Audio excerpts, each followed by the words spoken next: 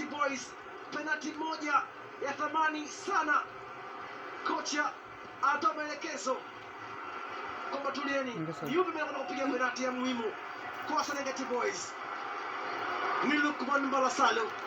Lukman Mbalasalu kutokea pande mbalimbali za Tanzania, Dar es Salaam, Arusha, Mwanza, Mbeya, Dodoma, majiji makuu yote naangalia hapa. Mbalasalu kwenye kamba. Serengeti Boys wanakwenda finali. Serengeti Boys wanakwenda finali. Katika nyakati ngumu fursa pia ipo. Hawa kwa hakika, ambaye naye atapewa, atafutaye naye atapata.